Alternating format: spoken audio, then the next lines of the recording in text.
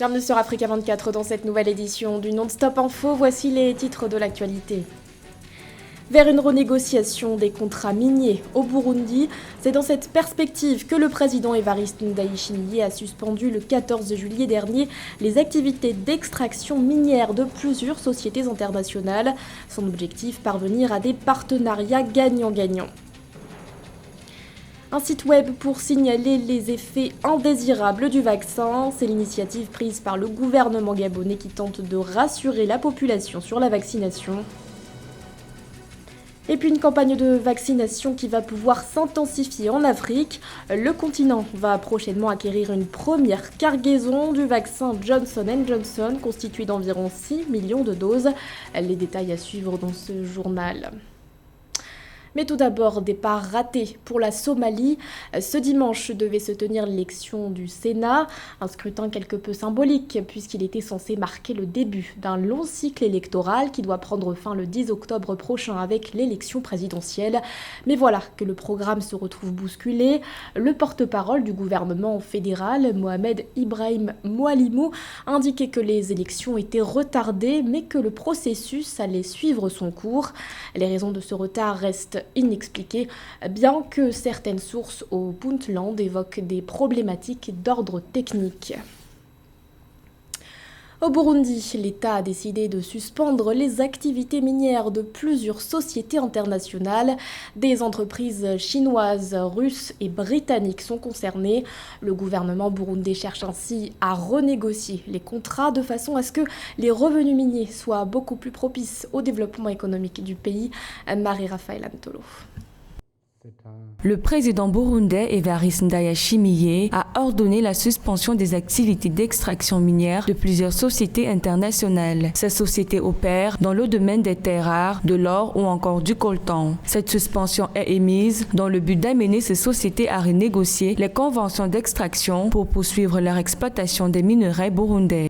La décision qui a été prise par le président Ndayishimiye de suspendre les activités d'extraction de mines pour les métaux rares et les terres rares et le coltan et l'or est la bienvenue. Elle est la bienvenue parce que depuis le pouvoir Nkurunziza, plusieurs contrats miniers ont été négociés, plusieurs permis d'exploitation ont été négociés et accordés en toute opacité. Il y a eu plusieurs plaintes depuis un certain temps sur la manière dont ces mines étaient accordées à certaines multinationales. Il y avait pas mal d'opacité sur la manière dont elles sont accordées et des soupçons réels de corruption et de l'ancien ministre des Mines, mais aussi de certains caciques du pouvoir issus du parti que dirigeait à l'époque le président Ndayishimiye lui-même. D'après des observateurs, cette opération permettra au Burundi de pouvoir tirer profit de sa richesse longtemps pillée par des extracteurs externes. Son objectif est donc de négocier tous les contrats avec de grandes sociétés internationales qui sont dans le domaine minier. Par ailleurs, le président Ndayishimiye compte revoir par la suite le cas des sociétés minières semi-industrielles burundaises. Il est intéressant de revoir les rapports et qu'est-ce qui a été accordé à qui et comment. On parle de 10% pour le régime burundais, ou en tout cas pour le gouvernement ou le budget national, et de 90% pour les multinationales. C'est scandaleux, c'est inacceptable pour un pays qui commence à exploiter son sous-sol et qui espérait pouvoir avoir une source, une manne financière pour financer les grands projets de développement, toutes les problématiques d'infrastructures qui se trouvent maintenant dans le pays, mais aussi l'éducation, la santé, le logement et toutes les choses fondamentales, sans parler évidemment de l'énergie qui est une chose qui manque, une carence assez exceptionnelle au Burundi depuis quelques années. Selon des observateurs, le Burundi a perdu son contrôle sur ses minerais depuis le régime de Nkurunziza qui a multiplié les signatures des contrats avec des investisseurs étrangers dont le britannique Rainbow Rare Earths Ltd. Toutefois, le 14 juillet, le ministre de l'Hydraulique, de l'Énergie et des Mines a ordonné à toutes ces sociétés de suspendre toutes leurs activités afin d'aboutir à de meilleures ententes dans un esprit gagnant-gagnant. Dans le reste de l'actualité, ils quittent leur poste. Au Bénin, de nombreuses démissions ont été constatées au sein de plusieurs formations politiques. Des démissions purement stratégiques en vue des prochaines élections législatives prévues pour 2023. De cette façon, les militants ont ainsi la possibilité de créer leur propre formation pour ainsi mieux se positionner sur les listes électorales. Parmi les partis concernés par cette vague de démissions, les forces Cori pour un Bénin émergent ou encore le mouvement des élites engagées pour l'émancipation du Bénin. Face à la crise économique et sanitaire, le gouvernement camerounais a décidé de venir en aide aux entreprises publiques et privées. L'État a en effet mis en place une facilité de garantie de prêts bancaires.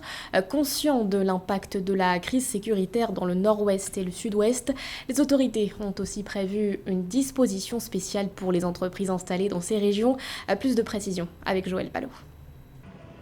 Conscient de l'impact de la situation sécuritaire sur l'économie en zone anglophone, l'État du Cameroun s'engage à accorder 80% du montant des prêts contractés par les entreprises opérant dans les régions du Nord-Ouest et du Sud-Ouest. Cette démarche fait suite à la signature ce 22 juillet à Yaoundé d'une convention de garantie entre l'État et les établissements de crédit. Vous voyez très bien que l'État s'engage là comme un facilitateur en matière de gestion des crédits. Mais il ne faut pas l'oublier, 80% de 200 milliards de francs CFA, c'est presque 160 milliards de francs CFA que l'État prend sur lui l'engagement de payer à terme parce que l'État se constitue comme le gestionnaire de la dette de ces entreprises. Avec une enveloppe globale de 200 milliards de francs CFA, l'État entend allouer 70%, soit 140 milliards aux entreprises privées et 60 milliards de francs CFA aux services publics. Selon les autorités locales, la priorité sera donnée à des domaines stratégiques, notamment l'énergie, l'agro-industrie, le numérique, les filières forêt-bois. Ça va véritablement aider ces entreprises. C'est un peu des formes de subvention. Ça va permettre à ces entreprises de se relancer, peut-être pour résoudre la problématique du crédit TVA. Ça va permettre à ces entreprises de maîtriser les coûts de production auxquels ils sont soumis pour produire. Aujourd'hui, un cinquième de la population totale vit au ralenti à cause du conflit frappant la zone anglophone. Ainsi, à travers cet accord, l'État camerounais espère relever l'activité économique frappée de plein fouet par la crise anglophone, le terrorisme et maintenant la Covid-19. C'est une bonne nouvelle pour l'Afrique. Le continent s'apprête à recevoir une première cargaison du vaccin Johnson & Johnson constitué d'environ 6 millions de doses. Une livraison qui découle d'un partenariat scellé entre l'Union africaine et le géant pharmaceutique américain. Selon ces termes, les pays de l'UA vont recevoir jusqu'à 400 millions de doses. Marie-Raphaël Antolo. D'après l'envoyé spécial de l'Union africaine chargé de diriger les efforts pour se procurer des vaccins contre le Covid-19, Strive Masiyiwa, le continent recevra bientôt les premières doses de vaccins anti-Covid-19 venant des fournisseurs du vaccin Johnson & Johnson. Selon Strive Masiyiwa, les vaccins en cours d'acquisition vont permettre de vacciner 30% de la population africaine, soit 50% de l'objectif visé. Les centres africains de contrôle et de prévention des maladies souhaitent par ailleurs pouvoir vacciner au moins 60% des populations africaines pour immuniser le continent.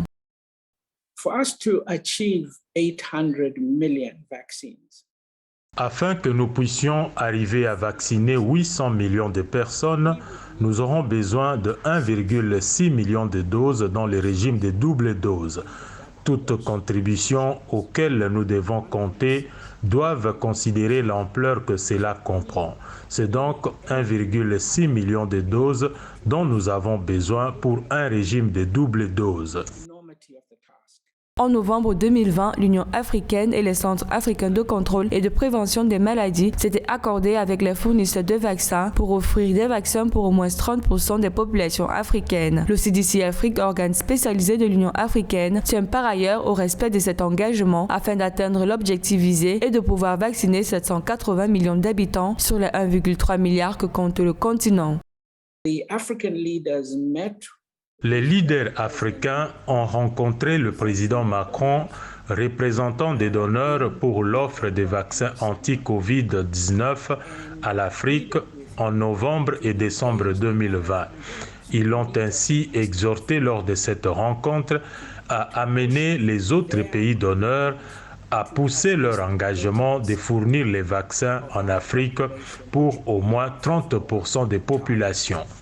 Shoaib Massiwa, envoyé spécial de l'Union africaine, indique que jusqu'à présent, l'Afrique n'a pas pu atteindre ses objectifs de vaccination en raison de la non-disponibilité de vaccins et non celui de l'argent, contrairement aux idées véhiculées. Il indique par ailleurs que 200 milliards de dollars américains ont été déboursés aux fournisseurs du vaccin Johnson & Johnson pour acquérir 400 millions de doses. Et qui dit vaccin dit aussi effets secondaires. En vue de les signaler, le Gabon a décidé de créer un site web dédié à toute personne souhaitant alerter sur une éventuelle anomalie. Les patients pourront aussi bénéficier d'une prise en charge.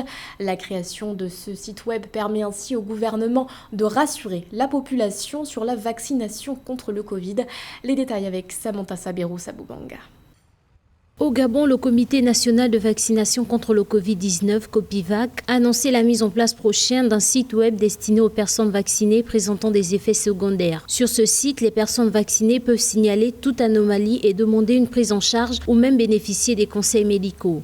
L'objectif, selon les autorités sanitaires, est de recueillir, juguler et traiter d'éventuels cas de malaise liés à la vaccination contre le Covid-19. Quelle est l'importance de ce site web? Déjà, la gestion de la Covid au Gabon a été décriée par le commun des Gabonais. Le gouvernement le sait. La création d'un nouveau site web pour ces vaccins-là qui sont tirés des effets secondaires, je crois que c'est véritablement du gâchis. Parce que déjà au Gabon, on a ce problème d'Internet qui, pour beaucoup, est un luxe. Dès le démarrage de la campagne de vaccination au Gabon le 23 mars 2021, le comité de pilotage du Covid-19 a mis en place une unité de pharmacovigilance qui sera désormais appuyée par ce nouveau site web. Les autorités veulent ainsi davantage rassurer les Gabonais en les incitant à la vaccination. L'objectif fixé par le gouvernement est de vacciner 50% de la population totale. À ce jour, 50 227 personnes ont été vaccinées sur les 2 millions d'habitants que compte le Gabon. Déjà, le dépistage et la vaccination eux-mêmes n'ont pas assez d'engouement. Et la création d'un site, quel engouement aura-t-il ce site? Je crois que le gouvernement oriente ses priorités ailleurs qui ne sont pas l'avantage du peuple gabonais. Toutefois, par rapport à la cible de ce site, les autorités gabonaises ont tenu à rassurer les populations. Aucun effet secondaire majeur n'a été rapporté depuis le démarrage de la campagne nationale de vaccination à travers le pays. Favoriser l'insertion professionnelle des jeunes, c'est l'objectif affiché par le Rwanda qui entend moderniser son système d'enseignement technique et professionnel. Une annonce faite par le Premier ministre Edouard Ngirente qui prévoit également d'allouer aux écoles techniques un budget conséquent de façon à ce qu'elles soient dotées de matériel de qualité. Nathalie Mo. Le Rwanda poursuit la réforme de son système éducatif. Le pays veut désormais moderniser l'enseignement technique, le but étant de mettre sur le marché du travail une main-d'œuvre de plus en plus qualifiée, une démarche qui vise à accroître l'employabilité des jeunes Rwandais. Tous les Rwandais devraient avoir des compétences dans diverses activités qu'ils pourront exercer à l'avenir. Les écoles polytechniques conduisent au développement individuel, mais aussi à celui du pays en général. Les étudiants peuvent obtenir leur diplôme avec diverses compétences professionnelles nécessaires au développement industriel pour lequel le Rwanda nourrit de réelles ambitions. Le Premier ministre rwandais Edouard Ngirente a déclaré que l'enseignement professionnel est un moyen de lutter contre le chômage et la pauvreté. Des cours d'agronomie, de médecine vétérinaire et d'infirmière seront ainsi introduits dans l'enseignement et la formation technique et professionnelle, une dynamique qui vise à réduire le déficit de compétences dans le pays. Nous n'aimerions pas que les étudiants des écoles techniques croient qu'ils n'ont pas acquis suffisamment de compétences au cours de leur formation. Le gouvernement va allouer un budget conséquent à l'équipement de ces écoles en matériel de formation de pointe pour assurer des enseignements de qualité. Au Rwanda, les établissements de formation professionnelle ont accueilli près de 20 000 étudiants en 2020. En 2019, 70% des étudiants de ces écoles ont trouvé un emploi 6 mois après la fin de leur formation, révèlent des chiffres officiels. Les nouveaux programmes de formation technique seront implémentés dès septembre 2021, selon le Premier ministre rwandais. Ce journal a été réalisé par l'ensemble de la rédaction. Merci de votre fidélité. L'actualité continue sur Africa 24.